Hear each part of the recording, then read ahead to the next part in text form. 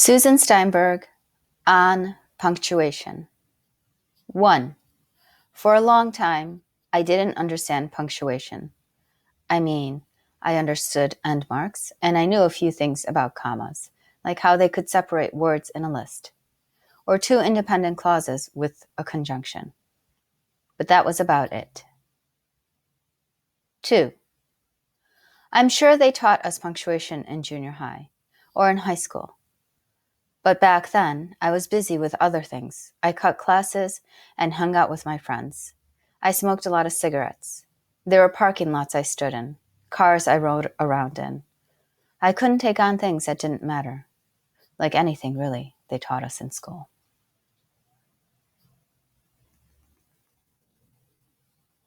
3. I'll tell you about my situation. At home, there were no rules. There was no such thing as discipline. I didn't have a curfew. I was simultaneously spoiled and ignored. I was simultaneously rich and poor. I was good and bad. I was smart and indifferent. And I was sometimes nice. And I was most of the times an asshole. 4. The truth is, I did go to class. I went to art class. It was the only class I was good at. We were taught art by two different guys. They were the ones who told me about art school, and after a few years of doing nothing, I applied. I submitted a portfolio that included this: a still life of cassette tapes, a drawing in ballpoint pen of my boyfriend's boot. In art school, we read a lot of books, but our papers could be handwritten. The teachers weren't looking at our punctuation. They were only interested in our ideas. They wanted to make sure we could talk about things. They wanted us to be useful in ways to the world. I was a painting major, which meant there was a chance I would be useless, and I honestly didn't care. 6. In my junior year, a plane crashed into Lockerbie, and two girls from school were on the plane. There's a lot more to say about this. I mean, everything just fell apart. But I'll just say I was suddenly desperate for rules. 7. Besides, this is about punctuation, about what it is to punctuate and how I learned to punctuate and why I have to. 8. My paintings were then of planes and exploding in the sky. They were of planes crashing into houses. I couldn't help it. Sometimes in crit, the teachers didn't know what to say, or what they said wasn't what I wanted to hear. But after a while, after looking at dozens of these paintings, they came around. 9. One of my teachers referred to the shapes in my paintings as my cast of characters. Another referred to them as my alphabet. And in looking at them in these ways, I realized I had made up a language and that my teachers were trying to read it.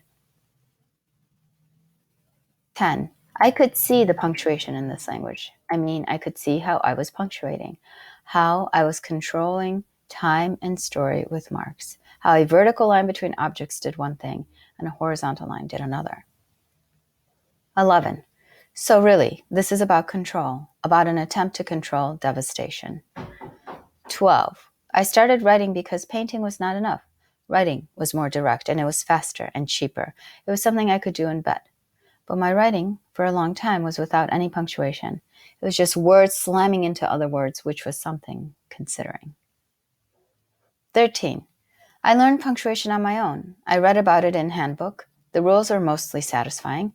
I liked that these marks all had their jobs, that there were things they were supposed to do, that one could push these things a bit harder. 14. Punctuation for me is part intention, part intuition. It's part compassion, part aggression. It's part come closer, part go away. 15. I have overused the semicolon because it links clauses that desperately want to be together, and in my story, I often want to convey a certain type of intimacy, by which I mean a certain type of tension, a division. 16. In workshop, I handed in a story that was mostly a series of parentheticals. A few of the students didn't like it, but my professor said parentheses are a really big bag, and really, the narrator was a teenager going through hell. I needed a way to contain this. 17. Despite my situation at home, I guess I was pretty sheltered, and art school was idyllic at first. Just years of playing around with paint, years of not having to deal with the world, thinking I was some amazing thing that would go on forever. 18. Then what happens? Just something happens. Mine was a plane crash. Yours was something else. That thing you don't want or don't expect, that thing that becomes your thing, then your art, that thing you try to control from that point on. 19. And then what happens? It's hard to say. Perhaps something good, perhaps even something amazing. 20. As a child, I liked to watch people write. I would copy how they held their pens.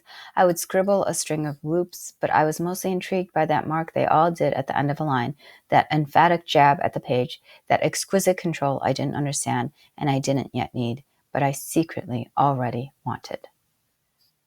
Susan Steinberg. Susan Steinberg is the author of Spectacle and 2 previous story collections. Her work has appeared in McSweeney's, Conjunctions, American Short Fiction, and elsewhere. She has held residencies at the MacDowell Colony in Yaddo and teaches at the University of San Francisco.